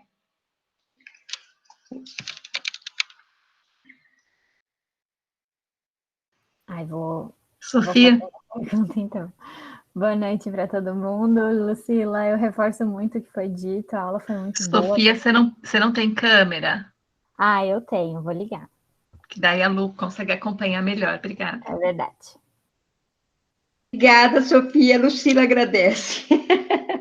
Então, Lu, você comentou que trabalhou na Secretaria, né, de Saúde, e aí eu fiquei pensando nos atuais modelos de gestão da atenção básica, como que a gente inclui esse tipo de iniciativa de acolhimento, de ir para uma visão além do biomédico, numa estrutura que é muito produtivista e que vai pensar em consultas de 15 minutos, né? Como que a gente lida com essa situação? E eu fiquei pensando também se a gente ainda está num movimento muito de assim, pessoas, né, indivíduos que vestem essa camisa e que tentam implementar isso dentro de um serviço, ou se não, se você vê mudanças estruturais e de gestão para pensar o cuidado das pessoas com deficiência.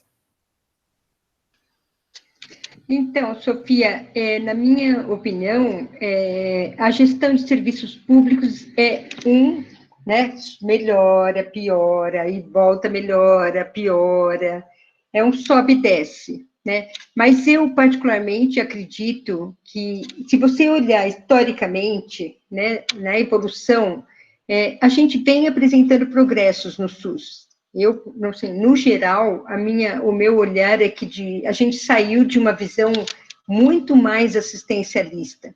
E hoje eu acho que a gente tem um nível de participação social, de espaço de participação, de espaço de acolhimento muito maior. Se você olhar numa linha de tempo maior, né? Se você vai no estreito, a gente vai ver só o buraco. Né, principalmente na gestão atual. Mas, assim, se a gente olha na linha de tempo e nas construções que foram acontecendo aos poucos, né? Por exemplo, na minha opinião, esse encontro que a gente está fazendo hoje, com vocês, que são futuros profissionais da saúde, eu tenho certeza que a gente está pondo uma semente que pode dar frutos muito lindos. Né? Então, eu acho que a gente não vai culpar sempre a gestão, a gente vai fazer a nossa parte sempre. Né? Eu acho que a gente pode fazer mais sempre, e a gente vai dar conta de fazer mais. Né? Obrigada.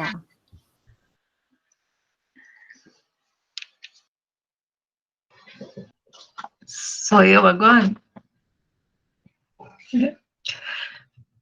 Bom, tá muito bom tudo, né? A gente quer falar. Sempre tem um monte de coisa para falar, fico tentando escolher um pouquinho, né? Para não ocupar espaço demais. Mas, assim, acho que uma coisa importante, que pegando um gancho numa coisinha que a Lucila falou, né? Que a gente não precisa saber todas as coisas. Então, assim, não precisamos todos aprender Libra para trabalhar em todos os lugares, todos aprender a lidar com todas as situações que vão acontecer, né? Porque a gente não vai dar conta e a gente vai ficar enlouquecido, né? Se a gente achar que a gente vai aprender tudo para lidar com todas as pessoas que precisam, em todas as demandas especializadas, né?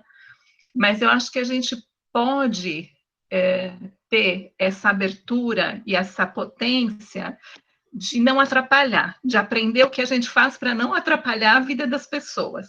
E aí são duas frentes, como profissionais, né, nos nossos serviços, e como cidadãos, né? Então, eu me lembro que a primeira vez que eu me deparei com essa questão da deficiência, que eu prestei atenção nisso, eu era adolescente, bem jovenzinha adolescente, foi uma coisa na igreja, e que estava tendo uma reforma, e aí tinha um casal que queria pôr uma rampa numa das entradas que só tinha 2 degraus. E não foi aprovado. E eu fiquei chocada com aquilo, porque ia mudar a estética, não ia dar certo, porque do outro lado era degrau, e não puseram a rampa, né? E nunca fizeram a rampa. Depois de muitos anos, puseram uma coisa de madeira nos degraus para poder, porque daí, enfim, né? Então, assim, não é só o cadeirante, o velhinho que vai na igreja, né? Uma pessoa que tem um problema no joelho, uma pessoa, enfim. Então, a gente precisa ficar muito atento em todos os cenários que a gente está, né? Colocar assim, o que vem primeiro, né? O que vem primeiro é a pessoa, né?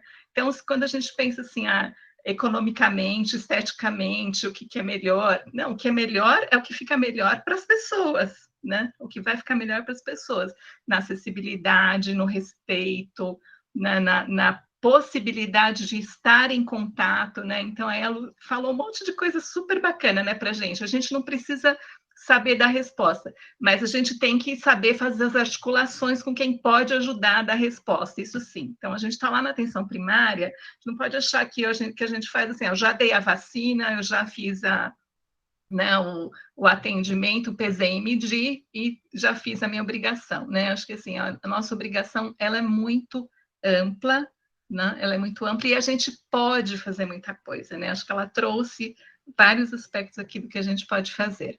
Então, acho que era só isso que eu queria colocar, porque senão a gente vai ficando também um pouco angustiada, né? Dizer assim, nossa, mas eu tenho que aprender tanta coisa. Meu filho aprendeu, estava aprendendo Libras, a minha mãe também estava aprendendo. Aí eu falava, gente, eu não consigo. Eu ficava tentando fazer com eles e falava assim, eu não consigo, acho que meu cérebro já tem muita coisa, né? Mas, enfim, são coisas assim que vai depender da oportunidade. Se a gente está lidando com aquilo, né? Aquilo faz parte do dia a dia, a gente tem que aprender e vai fazer, né? Agora, às vezes nem tudo está no dia a dia, mas as coisas aparecem, né? Então, a gente vai atender em diversos cenários, em diversas situações, né?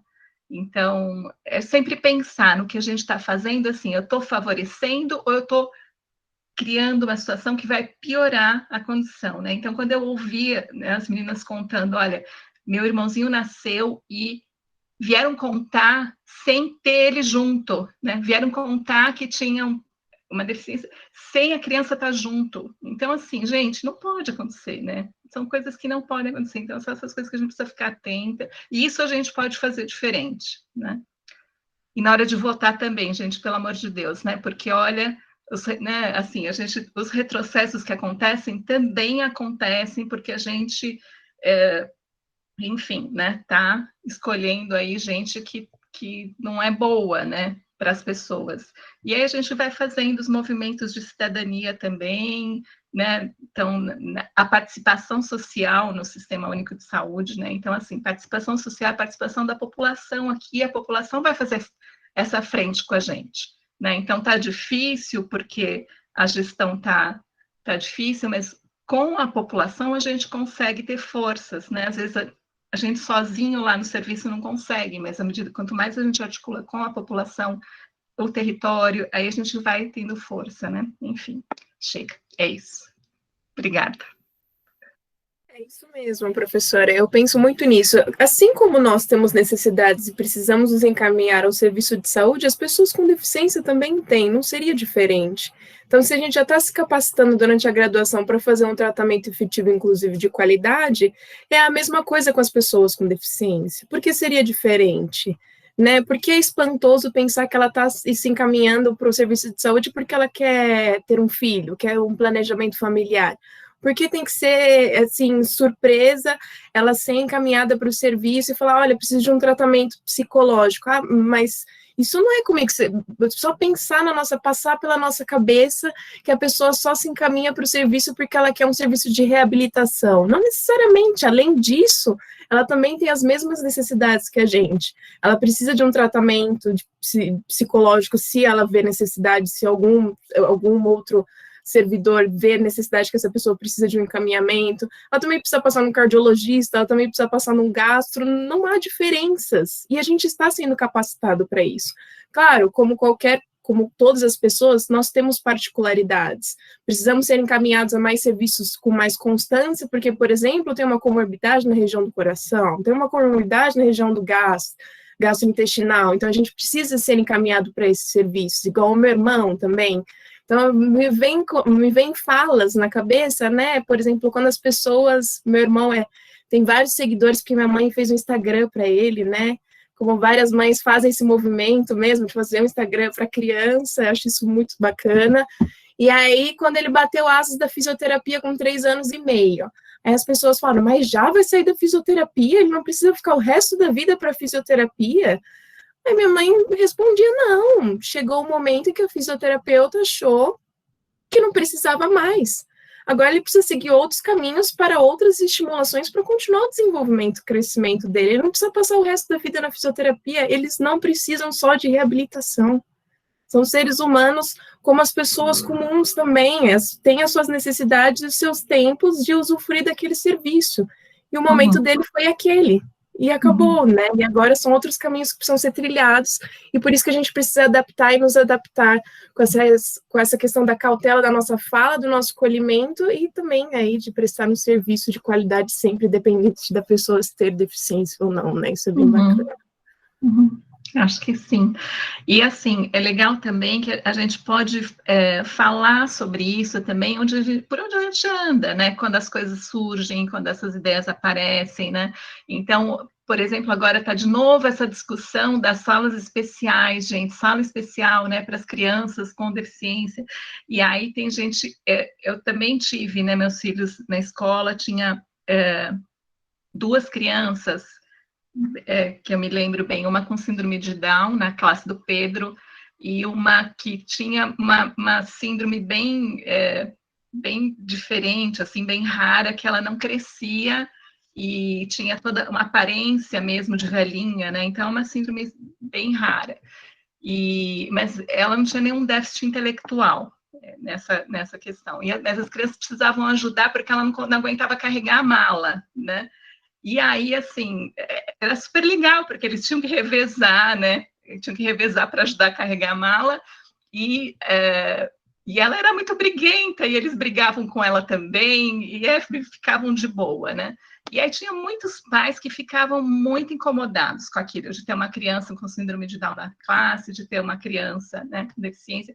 E acho que a gente, né, então, nesses cenários, a gente precisa falar, né? Olha, não são só eles que têm vantagem, os nossos também têm, né? Os nossos filhos estão aprendendo a conviver com o ser humano, que o ser humano é todos, né, são todos esses, todos são seres humanos, e eles aprenderam, e isso fez, assim, eu acho que fez um bem tão grande, né, tão grande, assim, hoje, quando a gente olha, né, para os meninos que cresceram com essa experiência e podem olhar e convivem, né, com respeito, né, com todas as pessoas, são seres humanos melhores porque tiveram essas experiências, né, acho que a gente pode falar disso também, né, que os meninos aprendem, enfim. Bem bacana. Tudo bem.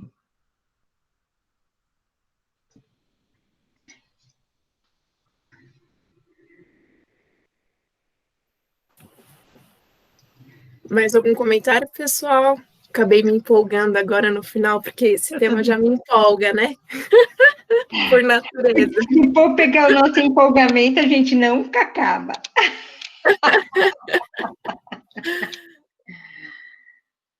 Muito lindo, muito maravilhoso. É isso mesmo.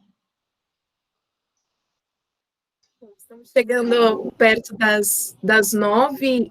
Temos mais algum comentário?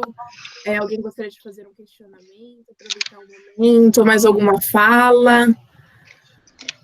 Quem foi que tinha falado do Netflix que tinha um documentário? Eu perdi o nome do documentário. Ah, eu anotei aqui, mas eu posso escrever de novo. Por favor. Se chama Pódio para Todos.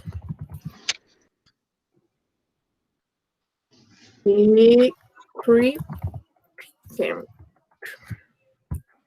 esses dois. E aqui, Fernanda, sim, professora, minha filha estudou por 10 anos com um menino autista. A turma não reconhecia o Gui como diferente, era um relacionamento lindo, sim.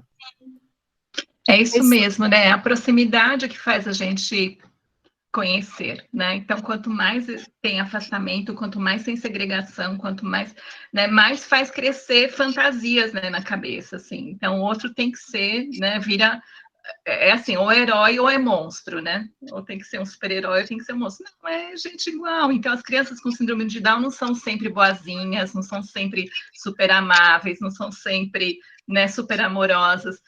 Elas são, né, crianças com as características dela, e aí é aquela coisa, fazer a leitura, né? A gente tem que aprender a fazer a leitura de cada um, que a Lucila falou, que a gente fazia com a mãe. Vamos observar o que a gente está vendo no comportamento. Então, isso é normal, aquilo também é normal, né? É assim, tem hora que ele vai estar amoroso, tem hora que ele vai estar bravo, né? Tem hora que ele vai estar carinhoso e tem hora que ele vai estar, né, chutando a canela, enfim. E aí, o que a gente faz, né? Ele precisa aprender a conviver, como qualquer criança, né? E ele precisa aprender a conviver, que a gente gosta de carinho, não gosta que chuta na canela, se quando tá bravo, por que tá bravo, né? Vamos lá, ver o que a gente faz para resolver, enfim. Olha só, gente, esse depoimento que a Fernanda colocou aqui é a coisa mais linda do mundo, né? Coisa mais linda, porque assim, Imagina a filha dela, parteira, né? Vai aceitar todos. Só esse comentário da Fernanda. Ah, Fernanda, por gentileza, pode falar. Eu falei assim, ai, gente, já tá tarde, né? Assim, eu tomei conhecimento que tinha uma criança autista na sala da minha filha, acho que 2 anos depois que o Gui estava lá. Isso numa fila para entrar no evento do Dia das Mães. Uma mãe veio falar assim, nossa, tem um menininho com problema que ele fica perturbando a sua filha, né? Eu olhei para Maria Luísa e falei assim, Malu, que é isso, né? Mãe, tem o Gui, e minha filha tem um cabelão, né? Ele amava pegar o cabelo dela e ficar cheirando. Mãe, o Gui gosta de ficar cheirando o meu cabelo, mas ele gosta de fazer isso e não me incomoda, né? Incomodava o outro coleguinha que levou isso para a mãe. Isso 2 anos depois eu tomei conhecimento.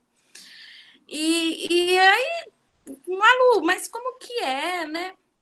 Mamãe, às vezes ele fica nervoso, a gente já sabe o que faz. Quando ele está nervoso, todo mundo fica em silêncio, apaga a luz, ele se acalma e a aula continua. E foi assim, ele acabou saindo da escola porque eles mudaram para outra cidade, mas foi assim, um movimento na turma que realmente eles não reconheciam o Gui como diferente. E como a professora Maria estava falando, era uma outra criança, chuta, bate, briga. Aí a Malu falou assim, mamãe, outro dia ele jogou a mala, mas a gente já sabia, quando ele abaixava para pegar a mala, todo mundo abaixava, você entrava embaixo da cadeira que a mala ia voar, mas aí não acertava em ninguém. Então, eles não excluíam, entende? Era uma criança como eles dentro da sala. Então, era um relacionamento muito bonito mesmo. Gratidão, Fernanda, maravilhoso. Isso que você falou, gente, é um pouco do que eu falei no começo. Essa experiência é única dela e dessa turma.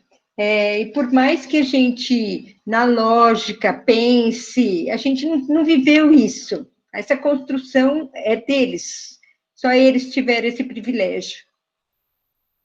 E todos tenham.